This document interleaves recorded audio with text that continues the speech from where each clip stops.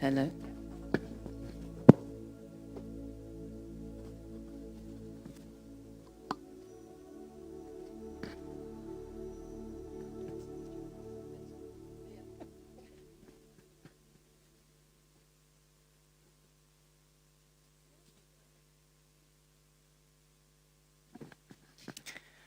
So, good afternoon, everybody, and congratulations, because it's been quite a day of rain, and I'm sure some areas are flooded, but it's so great that you were able to make it this afternoon. So we've got a fantastic topic, and every time we've introduced this topic, Soulful Dreaming, when we've had our events, there's always been a, sort of reaction. So we're very fortunate to have Melinda Powell with us, and she is, I would say, an expert in dream research. She's a psychotherapist, and she's a co-founder and founding director of the Dream Research Institute in the UK. She grew up in California, and she spent a good deal of time in nature exploring the foothills, deserts, and mountains and beaches. I've got a whole list here, Melinda. So her interest in dreams stems from early years when she learnt about biblical visions. So she searched the Bible for references to the Holy Spirit, and she experienced a wonderful healing presence that she came to recognize in her dreams. So she's an author of several books. Some of them are displayed here. And this afternoon is going to be quite interactive. It's a little bit of a different format this time because Neville is not so well. So Melinda will take us through her journey, and also it'll be very interactive with guided meditations also in between. So just to ask if anybody's here for the first time, just to acknowledge your prayer. Okay. Okay, so very warm welcome to those who have come for the very first time. And so a very quick summary of the Brahma Kumaris and who we are. So the Global Retreat Center opened in 1993. And here we run a whole range of courses and meditations and retreats. And the aim is really to bring about benefit, self-transformation. So everything that we do is for all of you. And it's administered by the Brahma Kumaris, which is a spiritual organization worldwide. And we have about 8,500 centers in over 100 countries. And so all of our centers, not as grand as this, but every place that you go, it has a very warm and magical feel. It doesn't have to be grand, because when you've got people meditating with that kind of atmosphere, you feel at home anyway. It can be one room, but you feel at home because of the atmosphere. So over to you, Melinda, and thank you for coming. And yes, let's hear from you now. Thank you. Sam. Yeah, how's the sound for everyone? Feels like it's... It needs to be closer. Maybe a bit closer. Okay, yeah. So we'll get that. It feels a bit far away. Okay. Feels far away. Okay. What about now? What about now? Can you hear?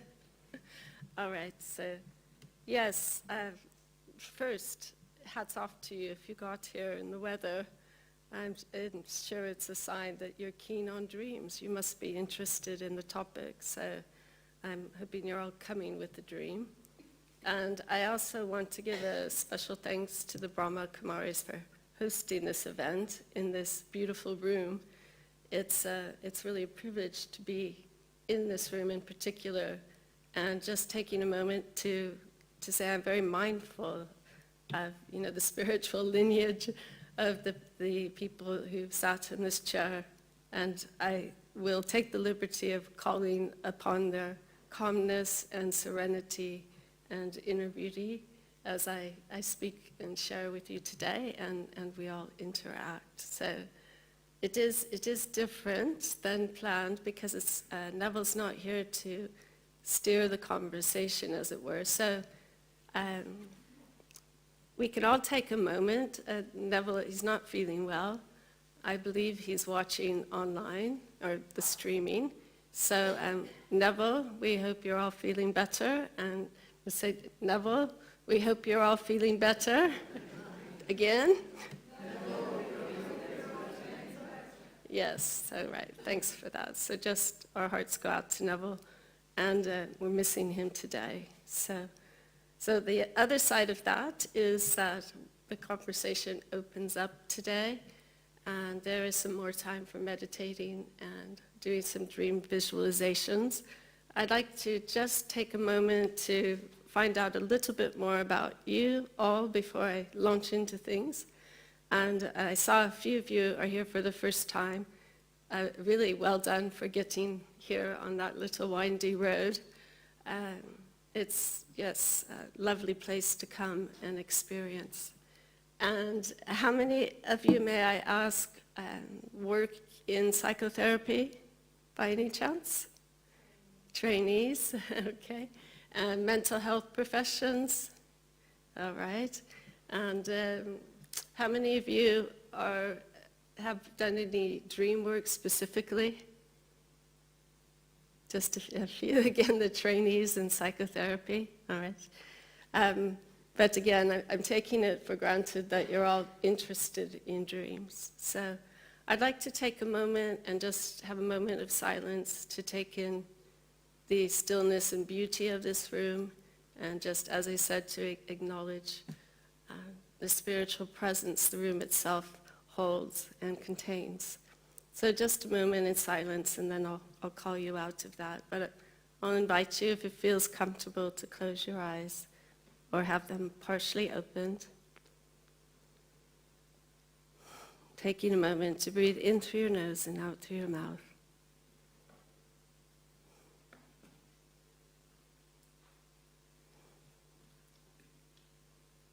Just allowing yourself to feel held in the silence and by the chair supporting you. So a few breaths to do that.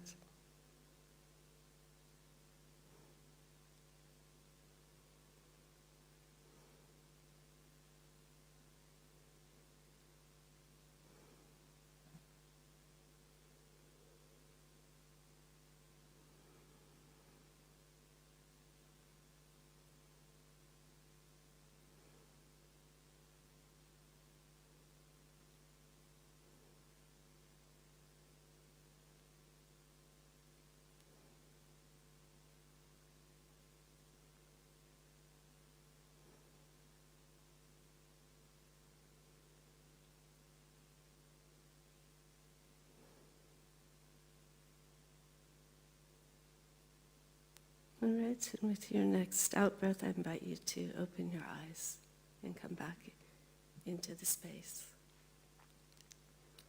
Okay, so Neville had asked me to say a little bit about myself personally, professionally, in terms of dreams.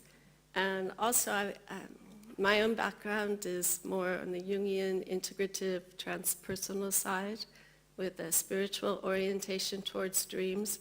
So he asked me to bring that perspective in, which I'll be doing a bit of. And also then going to give you some time to spend time in meditation and also to do some dream work together. So there's the invitation for that. So I'd like to just say, in terms of how I started professionally in dreams, because often people, if I say that I started a dream research institute or I work with dreams professionally, sometimes they're quite taken aback that that's something that one does in life, and is quite busy doing it and quite fulfilled doing that. Bless you. But really what happened in 2000, I started an MA in psychology of religion. I'd had done 1 year before in literature. And I was really enjoying that. I was focusing on the study of metaphors. I ended up applying for the PhD program, and I had a research associate post, and it was all going really well. And then, sadly, my mother, Margaret, passed away rather unexpectedly. And so she had cancer, and she had 2 months before she died. So obviously that came as quite a blow to me, and I'd lived abroad since 1990, quite a long time. So it was hard for me to find my inner compass after her death. And then I also, when I came back to London, I wasn't able to grieve. Somehow I hadn't been able to cry for her. And what happened one night finally was that I had a dream. And I dreamt that I went to the house of my childhood, but it had been renovated and it was all blue. And I knocked on the door, and this woman with blue skin answered the door. She was quite luminous. And she invited me into the house. Everything was blue. And I entered this blue room, and my mother was sitting up in bed, looking very beautiful, very well, and lots of people around her. And I took those people, I realized intuitively they were the ancestors in my family, and I became lucid in the dream. And so that means I became aware that I was dreaming while in the dream. And then I had this awareness to make a choice of what I wanted to do. But it was completely spontaneous because there was my mother, and I ran up and I threw myself over her legs and said, "Mother, I love you so much, and I'm so sorry if I ever hurt you." And of course, then I started crying in the dream, and I came out of it sobbing. But the importance of that was that it initiated my grief process. And it also initiated a series of very powerful dreams for me. So really I have to say thank you, Mom, for meeting me in that dream, and also in your hands in bringing me here tonight. And shortly before this talk, I asked for a dream for a bit of encouragement, and I saw her again in a dream, looking well and smiling. So I know when Andrew, who's my beloved husband, was here last time, and he shared a bit about after-death communications, quite a few people in the audience had, well, I suppose most all of us have lost a loved one, so this is something that we'll come back to. I wonder how many of you were here last time? Yeah? Okay. So I think Andrew gave me a good prelude. So what happened, though, after she died was that it took some time to really find my direction. I tried a lot of different training programs, and I finally ended up training at the Center for Counselling and Psychotherapy Education, right behind Little Venice. Some of you, you've been to London, you know Little Venice. It's a lovely 5-story Regency building there. And it was really the right place for me, because if it had a motto, the motto would be, dreams are the guiding words of the soul. Yeah. And that's actually a quote from Jung, not me, but that's the sense of it for me, because I do see dreams as a source of guidance and a source of soul awakening. And keeping this idea of guidance in mind, another Jung, for those of you who are familiar with the work of Carl Jung, how many is that? Just, okay, great, yeah. Was very interested in dreams and alchemy. So alchemy is another area that I am personally interested in and have studied quite a bit about. And one of the alchemical precepts is, let nature be your guide. And so often I get the question, what are dreams? But first, the invitation to think of dreams as a part of nature, our nature, and part of our inheritance, and part of our human and spiritual divine experience, right? Part of our gift, really. And so we'll be talking more about that as we go along. But a way to think about it. And as said at the beginning, probably a dream brought you here. And what I'd like to do is give you a moment for you to quietly reflect on what brought you here tonight, the challenges, the dreams you might have had. And if there's a dream that you settle on in terms of that you'd like to work with tonight, then just inviting that in and spending a little time with it before we do some deeper work. Does that sound all right? Okay. All right, so again, I'll invite you to get comfortable in your chairs. And if it's fine for you, to close your eyes or have them partially closed. And breathing in through your nose and out through your mouth.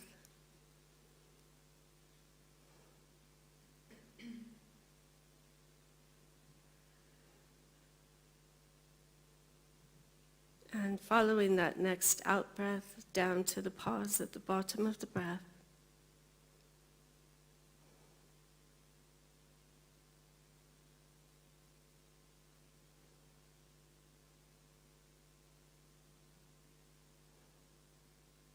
So allowing yourself to settle into your breathing so that the intake isn't rushed or strained.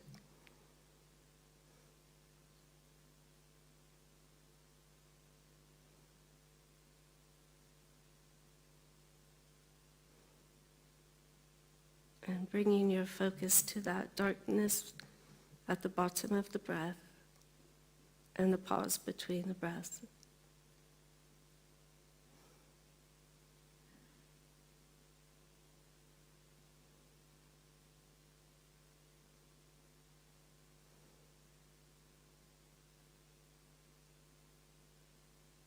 And taking a moment to acknowledge the challenges or issues that might have been part of your coming here tonight, and the questions that may have brought you here. Just allowing those to arise in your awareness and acknowledge them.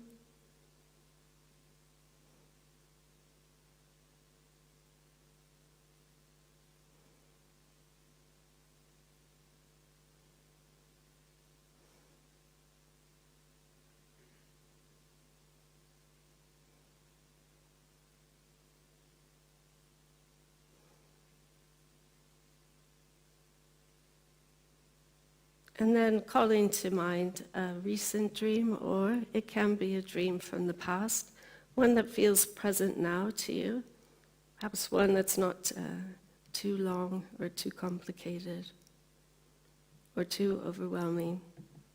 Just a dream that impressed itself upon you. And taking a moment now to observe it from the outside, as if it were in a crystal ball that you're looking in at.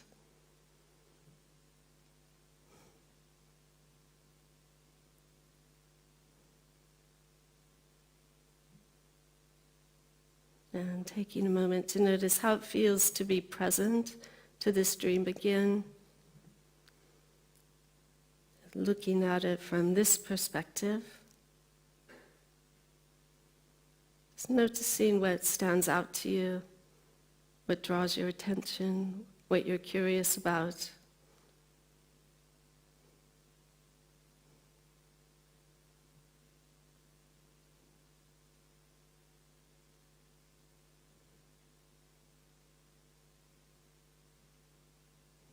And if it feels all right for you to approach that crystal ball I mentioned that the dream scene is in, just putting your hands on that, noticing the emotions or feelings that the dream might be putting you in touch with.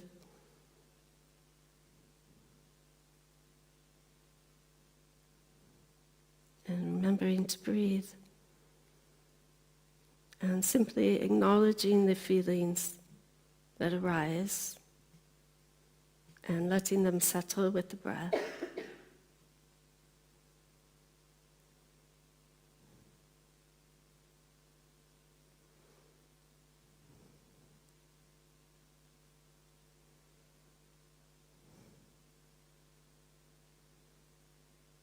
And then if it feels all right for you to do so, the invitation is to imagine yourself now back in this dream, immersed in it. If you're feeling that's comfortable for you, otherwise you can just imagine you're watching it as if on a film.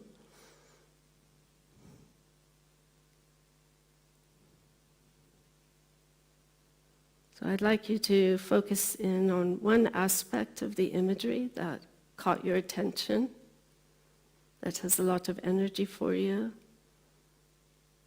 And just imagine that you're standing opposite this image.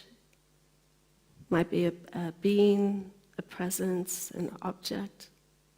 Whatever it might be, just taking a moment to, in stillness, regard that image.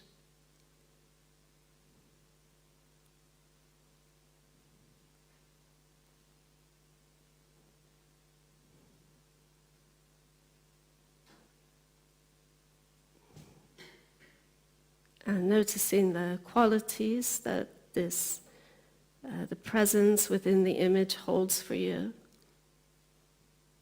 Just articulate for yourself the 3 qualities that that image holds.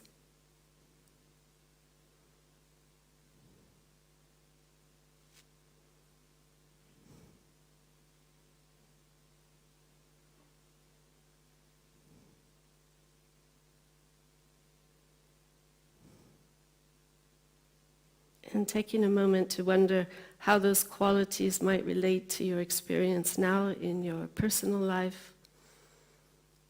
They might be qualities that you're aware of in yourself, or you're working through, or qualities you're developing, qualities that would be helpful for you to deal with a difficult aspect of your life. So whatever the case is, breathing in that awareness,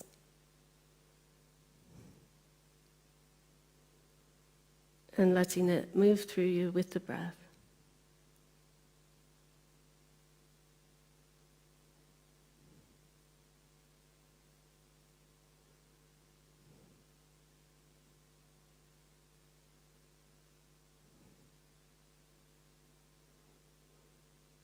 And so we'll take a moment to thank this image and presence from the dream scene for appearing, for what it's put you in touch with in terms of its qualities. And then allowing that image to dissolve into the darkness at the bottom of the breath.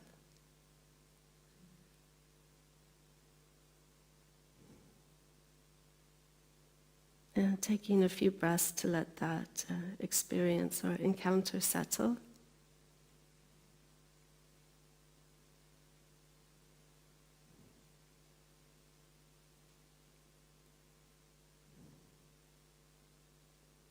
And then becoming aware again of the chair supporting you and the room around you. And when you're ready, you can open your eyes. Right. So I'll invite you, if you have does everyone have a piece of paper that they can write on? Yeah, something? Or a pen, paper? Doesn't look like. Okay, thanks. BKs are always prepared.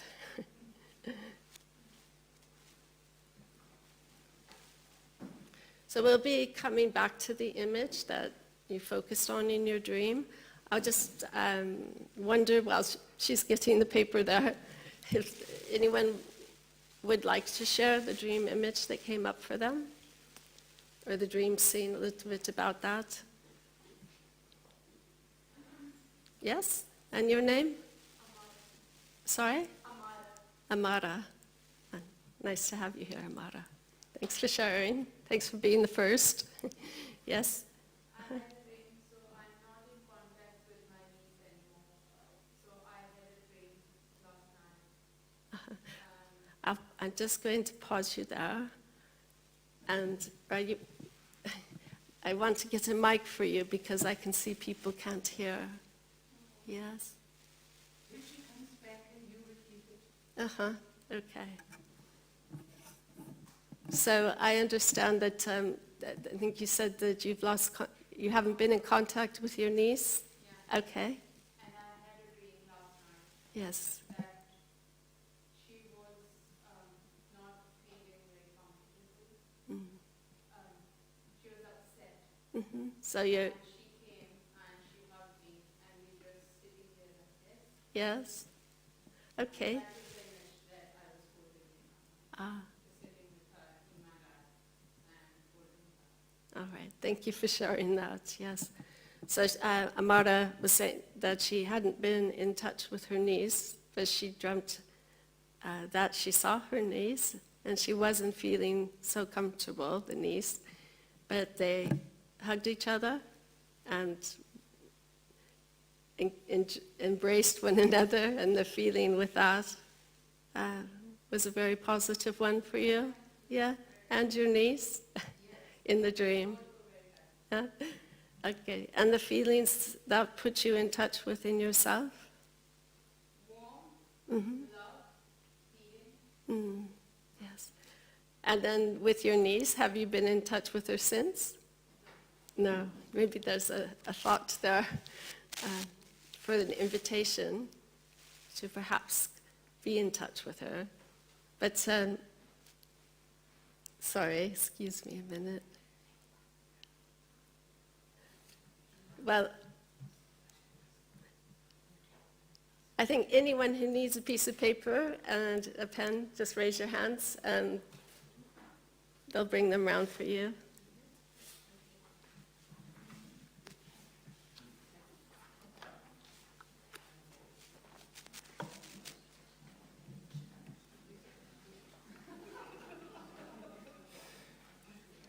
Thank you.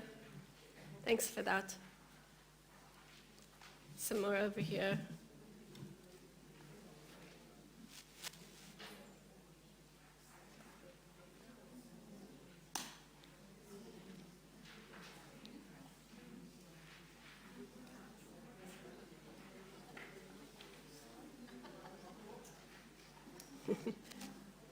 Now we need pens.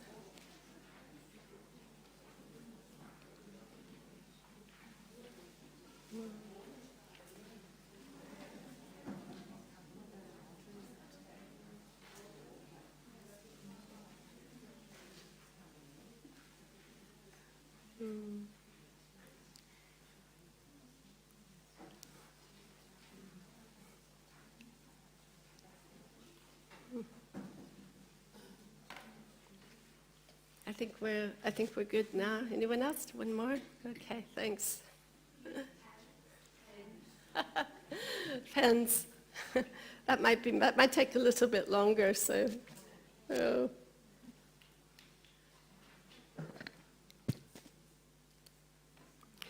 I think it might be a good idea, meantime, I'm going to just ask you to turn to a person next to you and just share the dream that came up for you and what image you focused on. So if you each take 2 or 3 minutes sharing, and then we'll come back as a group while we're getting some pens. If that would be all right?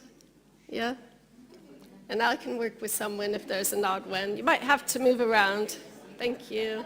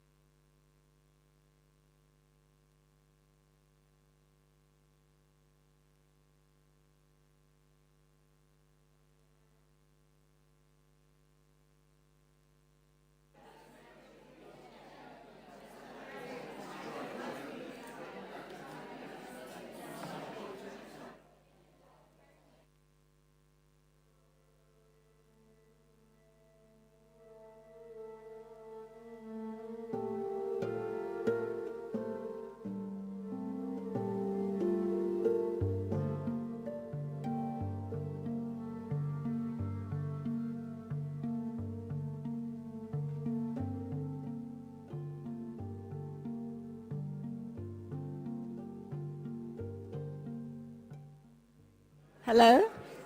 Yeah, just a moment or two to finish up.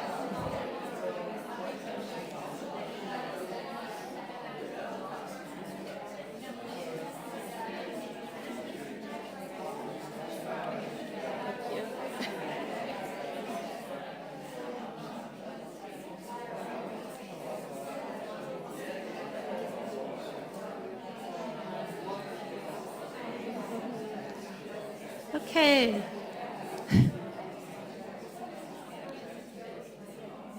So I'll ask you to draw to a close then with the sharing. Thank you. It's lovely how animated we become when we share our dreams. And there's been a lot recent research done showing that empathy increases when we share a dream. I mean, people instantly become human suddenly, more real. So it's lovely to hear you sharing. And is there anyone who would just like to share a bit about what happened in their dream experience or what it brought up for them, or a question about dreams? I think we can just, yes. So there's a mic coming round. Good, thanks.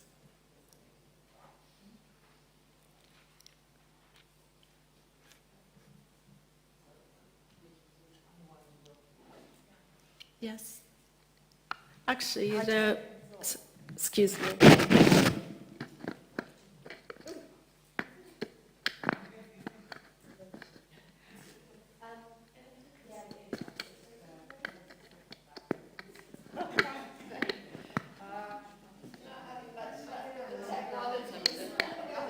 Here we go, I think it... we were just discussing, I mean, I hardly ever remember my dreams. So, what does that all mean? No, I wondered, and your name, sorry? Sue. Sue, thanks for that, Sue. So, did anything come up at all for you that you worked with, or was it you didn't have a dream or any images? Well, we didn't discuss it, but I can remember a dream Yes. that is quite vivid when my dad died. It was to do with a death. Right. And I woke, my father died, and that night, obviously I went to sleep, and then when I woke up the next day, I was stroking my head, and it was my father's voice saying, it's okay. Lovely, yes. Like this, that's all I can remember, but Very he's moving. saying, yeah, he said, it's okay, Sue, little Sue. And, Yes. yeah. It's okay to live. No, it's okay, little Sue. He was saying, it's okay, don't worry. It's okay, it's okay. It's okay, Yeah. don't worry. Yes. Yeah, and I was stroking my head. So. Lovely, yeah. But that's probably, that was 23 years ago, and I can't remember many dreams since then. Well, that's a very powerful dream.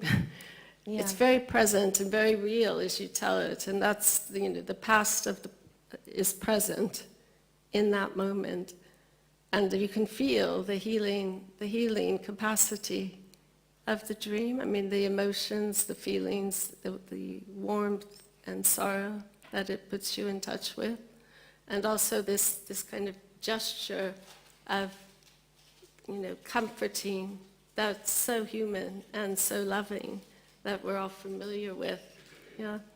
So in terms of working with the dream, this kind of movement, the gestures that arise have a very healing quality therapeutically. Yeah. So it doesn't matter if the dream was had a long time ago. If it speaks to you now, it's relevant. It has something to offer you.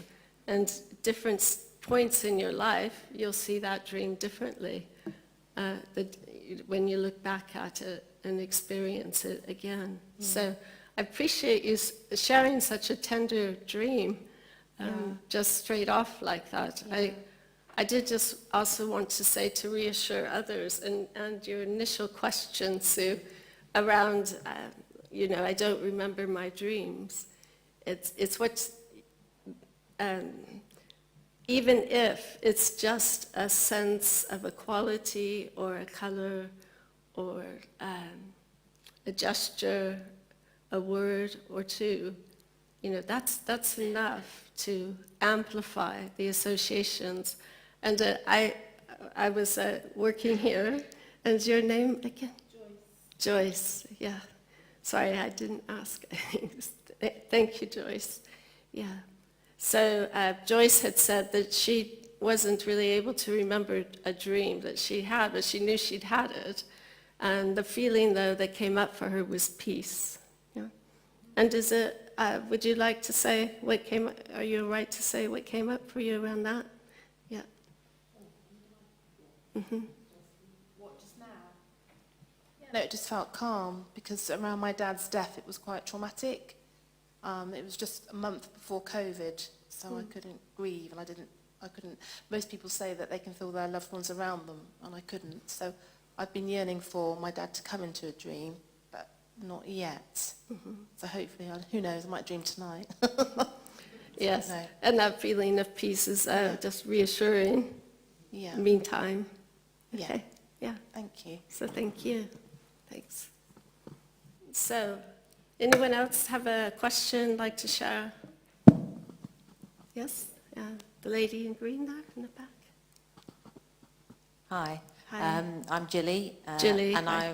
I was with Sue, because the only dream I can remember is something from a childhood, and it was a repeated dream of a very dark Tudor-like cradle that was rocking, but I couldn't see what was in it.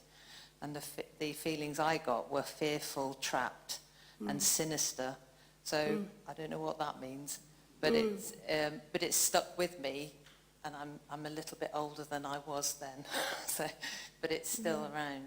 Yeah, and you said this, when did you have that dream the first That time? was probably when I was about 5 or 6, and it kept repeating during my childhood. But that's the only dream I can ever remember. And so when you said, what's the first thing that comes into my mind, it's a long time ago. Yes, but it's still still present. Yeah.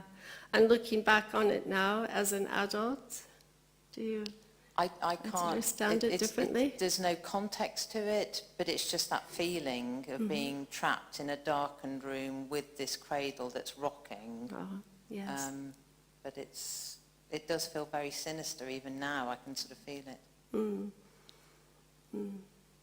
And I wonder if you could just say a little bit more about the Tudor house. Was it familiar to you? Or? No, it was just this very dark wood with the cradle, but the house, again, there's no context, but I step into this room with this cradle rocking, but I can't see what's in it, but there's this feeling of dread that's around it. Yes. But I don't know whether that's something that happened to me as a child, but I don't have any connection between the two. I don't like my life and this cradle, but I can still sense it now, even at this age. Right, yes. But the dream hasn't repeated for some time, you said. No, I had it sort of again in my 30s, but again, I'm nearly 60 now, so it hasn't come back. But I can, if you ask me about the one dream, that's the sense. But I don't know what you do with that. What we're doing now. Okay. You talk about, I appreciate you sharing it, and you were still curious about that dream.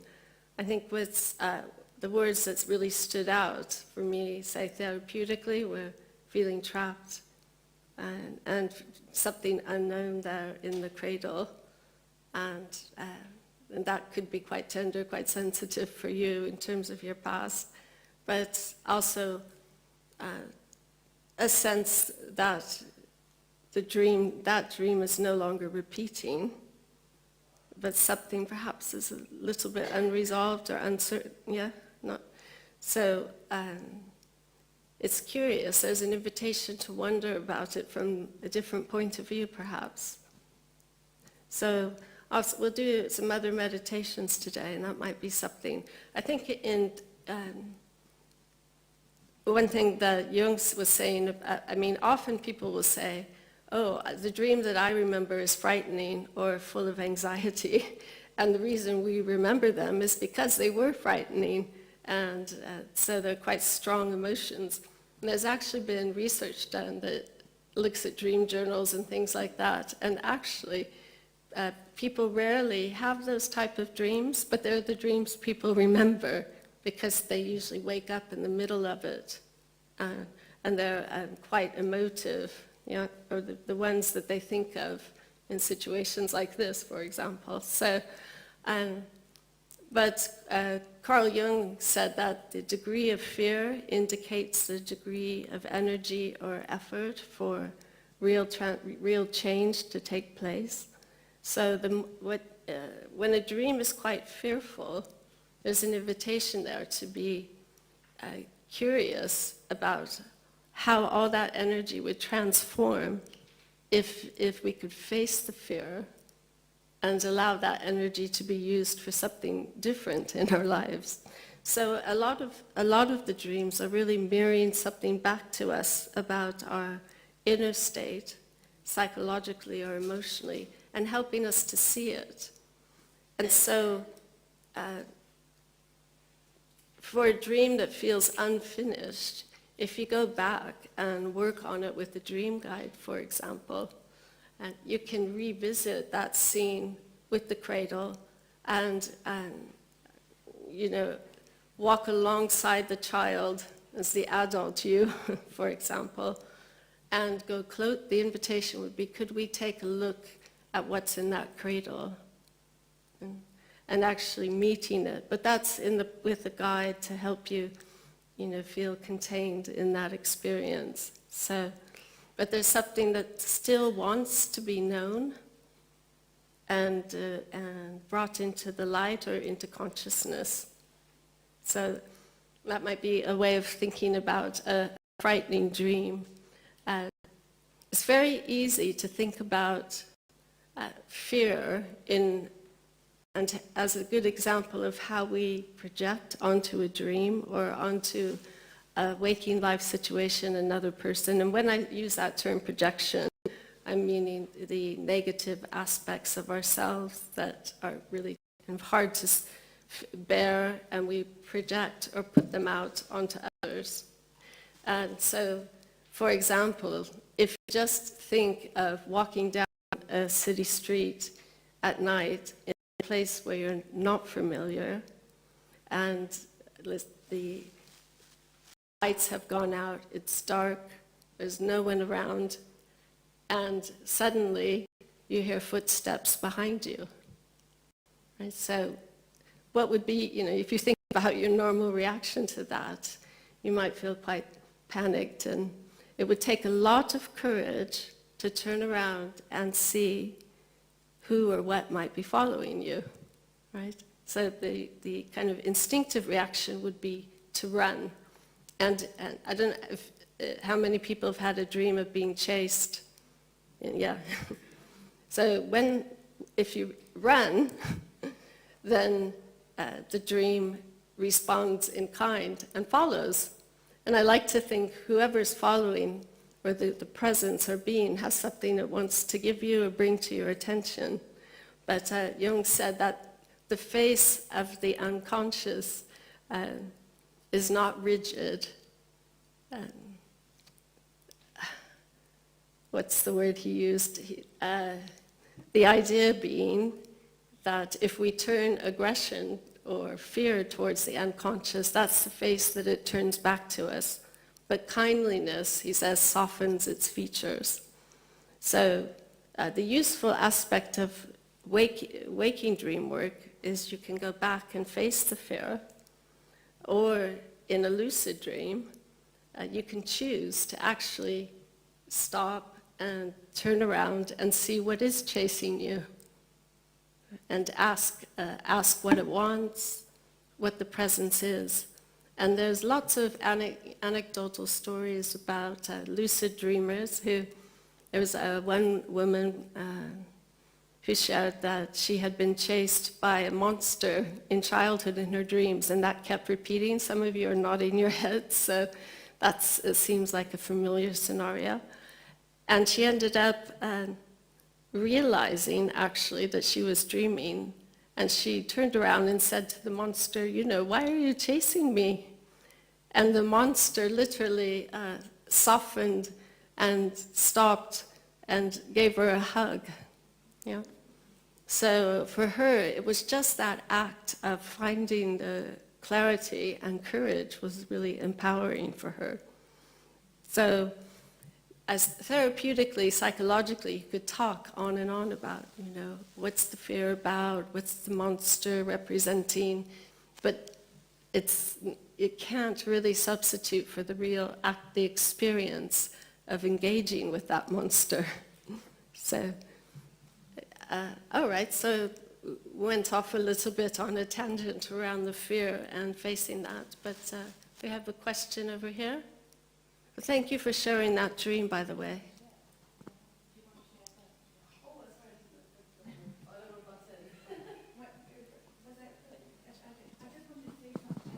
I just wanted to say I used to keep a lucid dream book, Yes. a lucid dream book, and I found it was really helpful because people were saying they can't remember their dream. Well, as soon as you remember one little bit, and then you find that your dream will come back to you. And I used to have diaries and diaries, and then I actually started keeping a journal. So I kind of went from Yes. keeping my dream journal to real journal. Yes, thank you for sharing that. I actually have, I brought one of my own dream journals. That's an excellent way to develop a dream muscle, is just simply writing down any little tidbit you might remember and not judge it if you can't remember everything. Because again, it's telling you if there's a feeling that you can remember, it's telling you that feeling is wanting some attention and wanting to be understood and integrated. So, yes, I think dreams come out of stillness, and if we give stillness in the morning, let's say, before leaping out of bed, just to remember and allow that imagery and the feelings to float up, then more and more will be remembered over time. So thank you for sharing that. Yes. Okay. Yes, I'll go ahead and do that if you just hold on a moment. Thanks. The question is, can you define what you mean by lucid? So the American Psychological Association back in 2007 said it's a dream when the dreamer becomes aware that he or she is dreaming and can influence the outcome of the dream. Right? In the Tibetan Buddhist tradition, it's a dream in which you become aware that you're dreaming and you can meditate and learn how to die consciously. You know, you can allow yourself to surrender, let's say, to the dream experience or to focusing on meditating. So it opens up a spiritual space. And in my own experience as a lucid dreamer, perhaps because I was older when I started allowing myself to have lucid dreams again, because I'd had them in childhood, but for various reasons stopped telling people about them. I didn't need to go places in the dream. I didn't need things to happen. I wanted to wait and see how the dream unfolded. And I wanted to be prayerful and meditative. And then the dream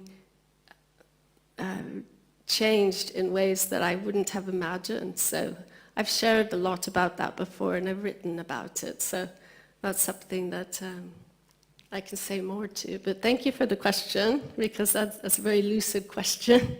It will help us move forward here in terms of this idea about dream awareness as a spectrum of consciousness. So when we do remember our dreams, it's interesting to notice, where was I becoming aware in the dream?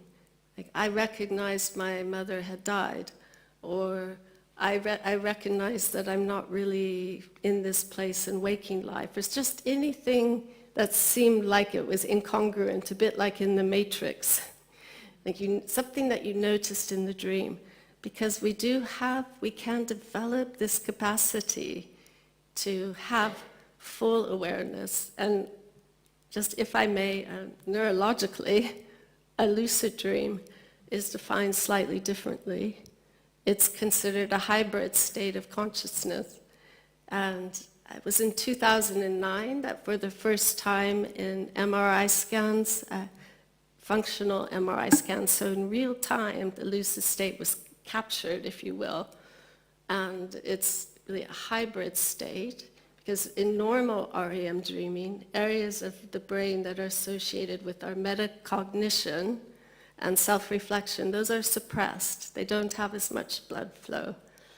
But when we become lucid, those areas of the brain literally wake up. And not just to any state, but to highly concentrated, meditative-like states in terms of the brainwave frequency, comparable to that of experienced meditators. And as a therapist, also what's interesting to me is that in a REM dreaming, emotional centers of the brain are about 30% more active, right? But we are caught up in the dream, and we're caught up in the emotions. So it's difficult, we don't, it's like in waking life, we're caught up in our unconscious patterns, we're caught up in our personas, so we're not really fully awake, as it were. But in the lucid state, you have access to both this very clear mind and deep feeling.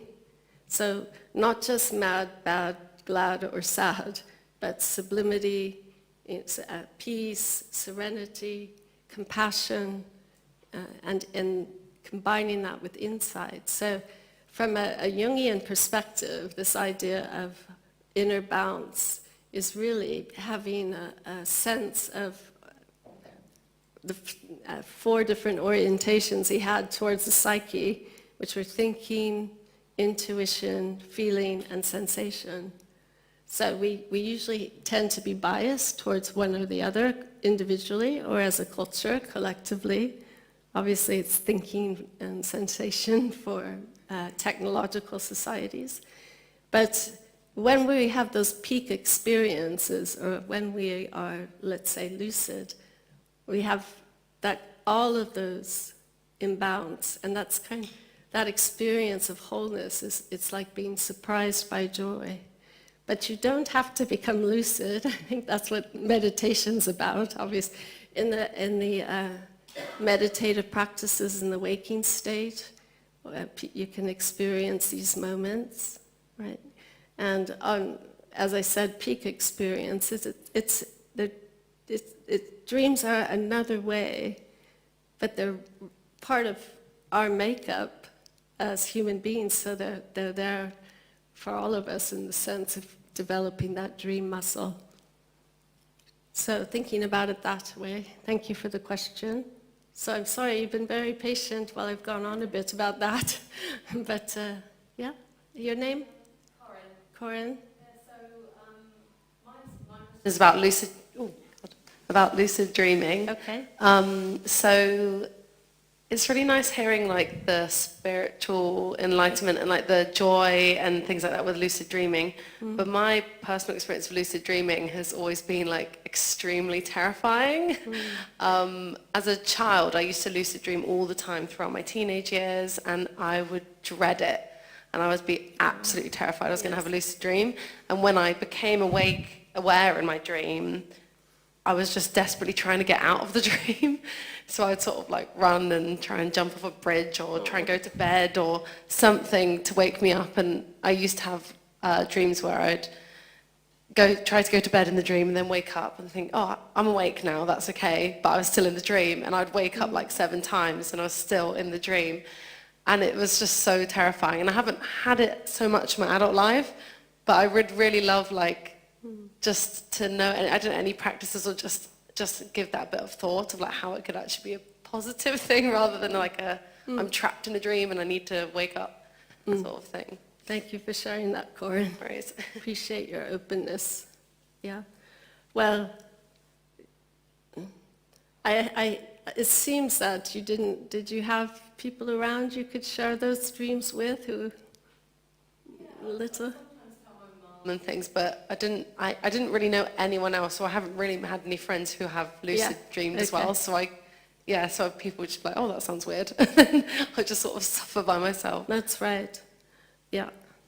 I think a lot of children, I mean, as a child, I had lucid dreams where I was quite frightened. There was this darkness that I didn't understand, and the dream imagery wasn't present anymore. So, and even as an adult too. I mean, I'm sitting here on the other side of many hundreds of lucid dreams over the last 15 years or so. But it doesn't mean I haven't been terrified or frightened.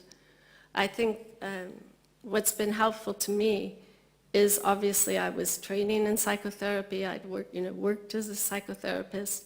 So those of you, if you've done counseling or psychotherapy, a lot of the work is sitting with difficult feelings and acknowledging them, allowing them to dissolve, let's say, or soften.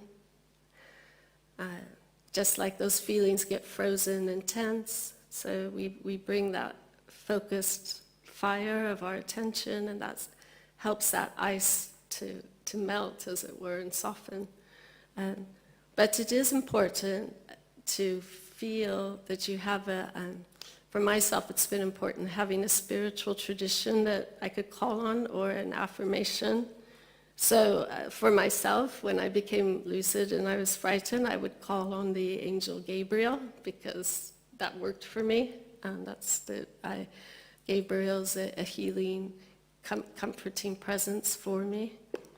So, but I think again, because I was older by that time, when I started allowing the dreams to happen, also I was more able to wait. And I'll share one dream just to give people a perspective on this idea of facing fear consciously in a dream. And I had this dream, I think it was quite initiatory for me in terms of lucid dreaming. But in the dream, I'm driving down the California foothills where I grew up, and suddenly the car starts to speed up and go faster and faster. I'm trying desperately to steer this car, but I can't do anything. And finally, I see out the window, there are these wind catchers on either side. You know, like at airports, they catch the wind and they show the direction. Beautiful colors of wind catchers. And in the dream, I thought to myself, well, for me, the wind is a sign of the spirit. And so I became lucid. I realized that I was dreaming in the dream. And I thought to myself, all right, let's put this idea to the test. I'm going to trust the dream. I'm going to let go of the steering wheel, and whatever happens, happens. And what happened was that the car sped up, smashed into the side of the hill, broke into a light, and all the imagery dissolved into this radiant darkness. I found myself as a point of awareness within the darkness, and I thought, Holy Toledo, I've died. That's what's happened to me. And metaphorically, I had, you see, because then you have this experience of a totally different aspect of the self and of being, which is not based on the five senses, right? But it's based on this radiant illumination in the dark light. And so I was, I think, again, calling on a sacred name, feeling supported by that, and I was able to wait and sustain the lucidity by keeping calm and breathing. And after a while, I felt there was a loving presence and intelligence in the darkness. And so that completely changed it for me. But right then, I woke up. And but nonetheless, it was enough to help me understand that, as Khalil Gibran said, trust your dreams, for in them you find the gate to eternity. And that's actually what I was testing out. So it doesn't mean every time, that, Corinne, that's how I've been able, sometimes I haven't been able to do that, or, but the point is not to beat ourselves up and to be compassionate about it.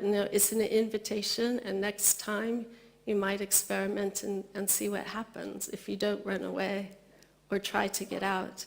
Because certainly, if I were there with you, I'd say that's a wonderful gift, You've got that capacity there, so I might invite it back, but working with a guide that you feel comfortable with.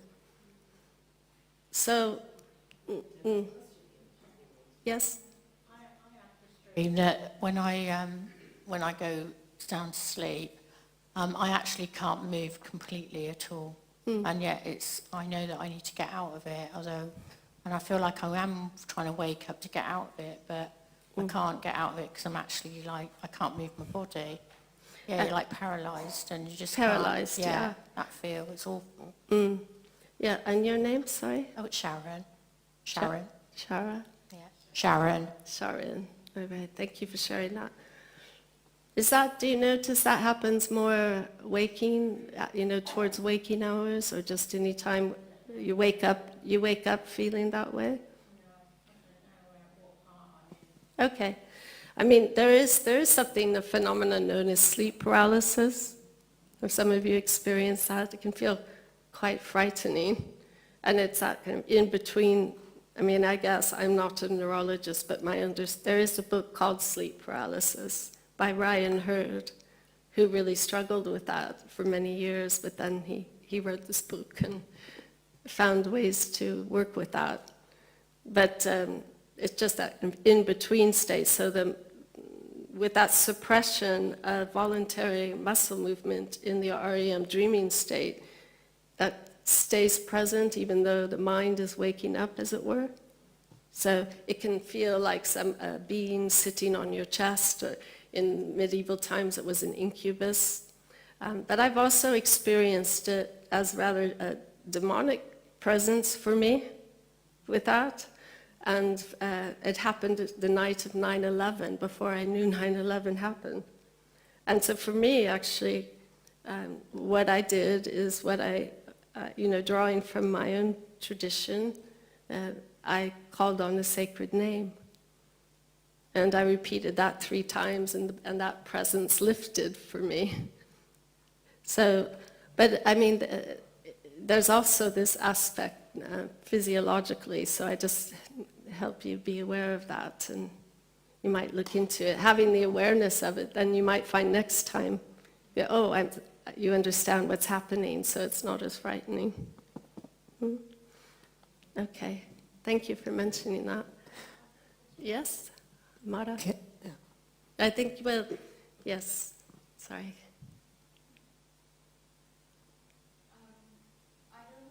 Understanding it right or wrong, but it seems like that lucid dreaming is something that is good or powerful. So I didn't know it, but I used to have lucid dreams when I was a teenager. Mostly I'm driving, and I became aware in the dreams that I don't know how to drive, so it's a dream. And then I used to have fun in that dream, that okay, let's do this and this. I will not die. Even if I'll die, I won't die. Things like that.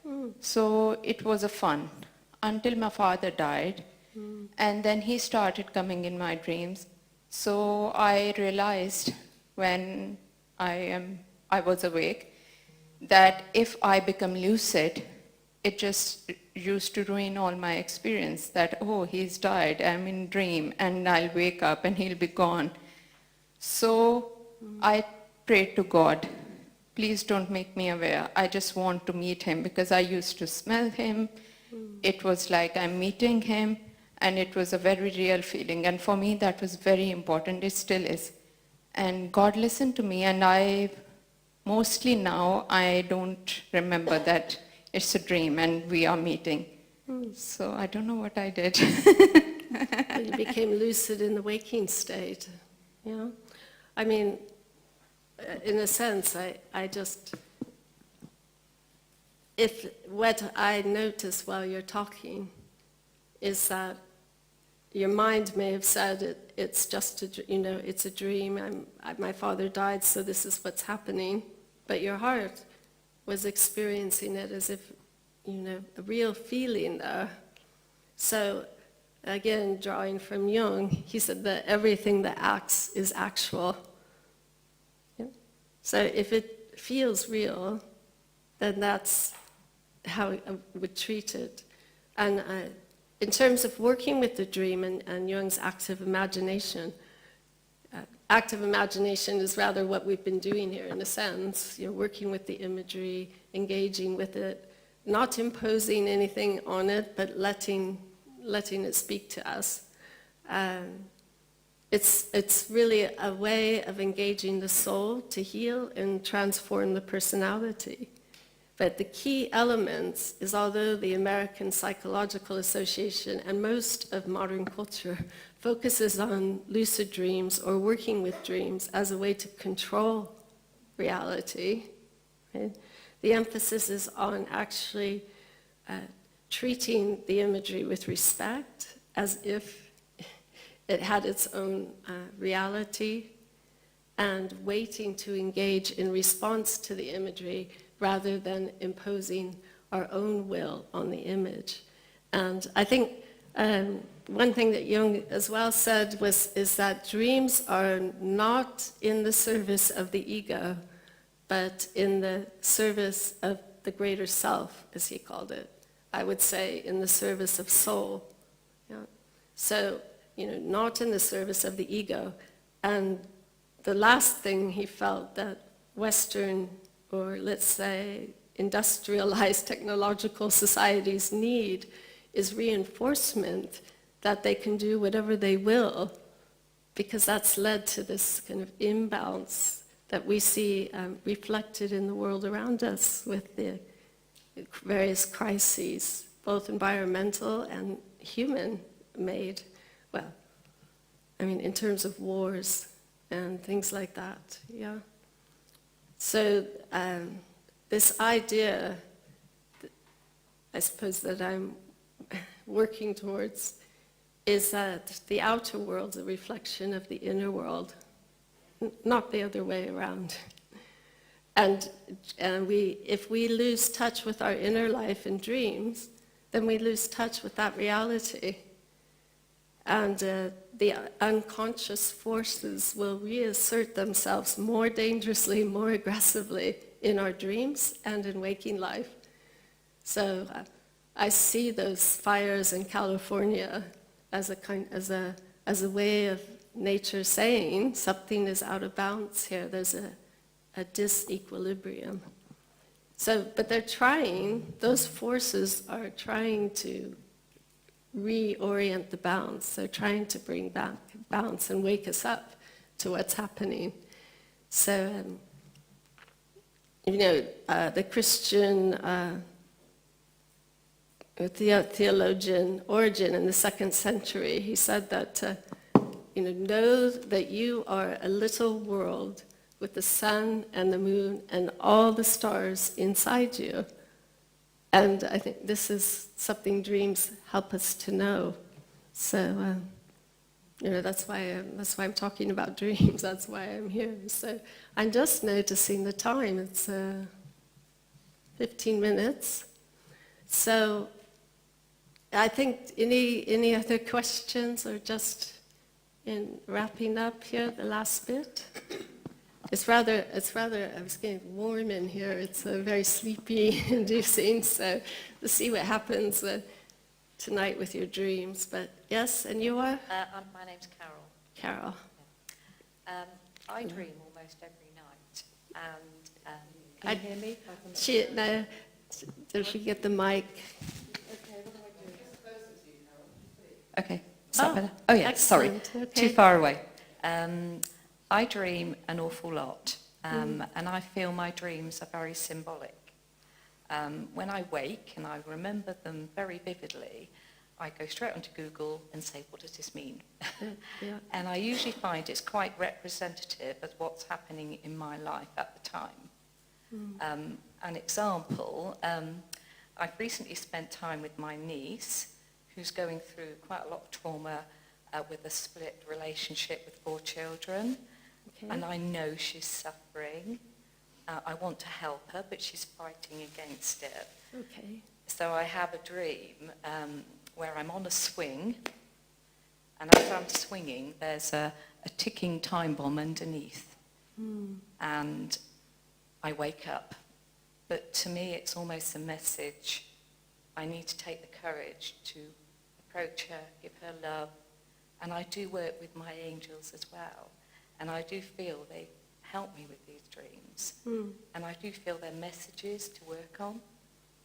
Yes, yeah. In Thank my own you life. for sharing that. It's 2 sharings about nieces, and you're sitting near each other, Yeah, it's aren't quite- you? So, quite- yes, yes. Well, I think if that's your intuition, then there's something. They are very vivid, To my trust. dreams. Yeah.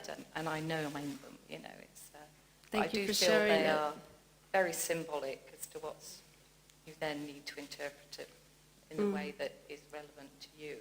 That's and your right. situation. Never mind those books, 101 interpretations of dream symbols, but you know, let yourself spend time with the imagery and how it is speaking to you. Now, we went to all that trouble, or Sam did, and I don't know your name. The other person who helped with the papers and pens. Okay, thank you. Went to all that trouble, and then we haven't used them again, terribly. It's a little bit of disorientation on my part with the change of plans tonight and not having Neville by my side. But I think, anyway, we've settled into it a bit. But I think what I'd like to do is give you 5 minutes. Yes, all right, last question, and then I just want to be sure to bring it together. Yeah? This links in with what's just been said. I just wonder whether dreams have a universal symbolism that we can use to unlock their meaning, or are they simply our own personal story? What do you think? I believe in a sort of ground of being, so I think that perhaps they have a universal symbolism that we can use, Yes. but I don't know. I think both can be true. Yeah. So I think the way of thinking about it, for myself, a dream, is looking at it from my own personal psychology, and looking at it as well, what it might be saying physically about my body, my physical health, and also what it might be saying then about the state of my soul and any soul longings I might have. And then also for the collective, how might the dream be speaking? So it's just, the more angles and perspectives that we bring. So a symbol of water, maybe I'm dehydrated physically. I need to drink water. Psychologically, it's the sense of emotions, this water flows. Often we're overwhelmed by water in dreams. Are there overwhelming emotions in my life? Also, water is a symbol of the unconscious psychologically. So am I able to swim in that water without worrying about not breathing? Yeah. Am I able to rest in that water and feel comfortable? Or does it feel alien or strange to me? Or water is a symbol for the spirit, and the spirit is making itself known. And so, for example, a tidal wave in a dream, I don't know if has anyone dreamt about being by the sea and then these waves come? So, overwhelming feelings again, but also it's power, it's energy, and it's yours. And it's there to be harnessed, right? So, especially the spirit rising up in a great wave. And I haven't touched at all on dreams as light, but you can think of it as a wall of light approaching in the dream. So I did once become lucid in a dream where there was a tidal wave, and I decided I'd heard that if you run towards it, you can survive it. I don't think that's probably true, but anyway, that's what I did in the dream. And it went over me with this incredible energy and power. And I think that just, having that experience of facing the wave and surviving was quite empowering. And when I came out of the water in that dream, there were all kinds of photographs from my past, from my childhood. Those little old-fashioned ones with the white frames. So I thought it was saying to me, something about coming to terms with my past. That's how I took that dream. So I think that helped lead me to psychotherapy.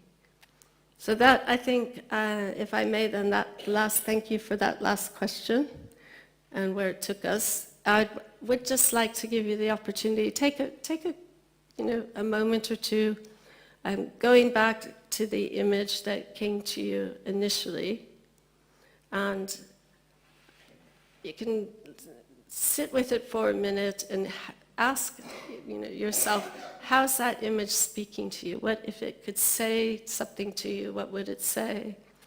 And just write without trying to control it terribly, but take a moment or two to allow that expression to come through. And if that just sounds like it's really too much, you don't really want to do that, just take a moment and write down what stood out for you today or made you think slightly differently about dreams, or what you might try, how you might approach your own dreams differently going forward after our engagement today. Yeah? So just a couple of minutes to do that, and then we'll come back and close, just silently there with you. Yeah.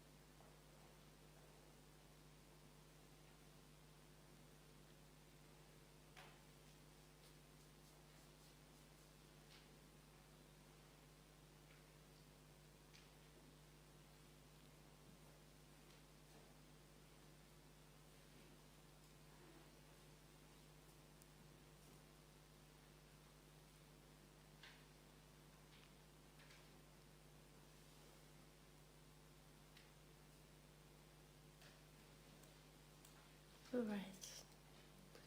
So that's something you can continue at home, and perhaps there's invitation, if you're not keeping a journal of your dreams, might be an opportunity to start doing so.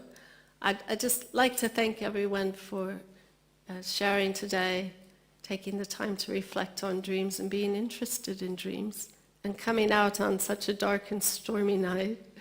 And I know I can see Andrew would say you didn't mention some of your work on dreams. So I would like to say that these ideas that I've just touched on today, I do have the books that I've written more about it, so if you're interested and want to follow up, they're there for you to do so.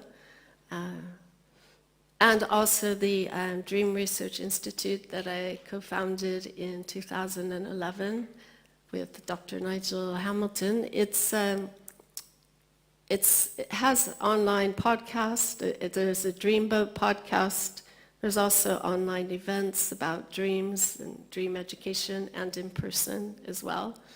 And also, if any of you are actually quite keen on dreams, there's an, believe it or not, because I couldn't believe it when I heard it, there's an International Association for the Study of Dreams, has about 800 members from all across society, professions, therapists, scientists, neurologists, health professionals, artists. So it's an amazing place. People are really passionate about dreams. So it's a place, their conferences are held alternately in the States and in Europe, in Holland, in the Netherlands, and also online every other year. So you can join in online. And that really was a place for me where I could really develop and learn, develop my own understanding of dreams in a safe place, really. I was allowed to experiment and to explore. So, all right. Well, thank you very much for coming today. I would say Om Shanti in the BK tradition. And thanks again for hosting. All right, Sam. Yeah. So, a huge thank you to Melinda. That was amazing. So I think we can just show our appreciation. Thanks. And I'm sure Neville's watching, and I'm sure he'll be saying, but Melinda, I didn't need to be by your side because it was amazing.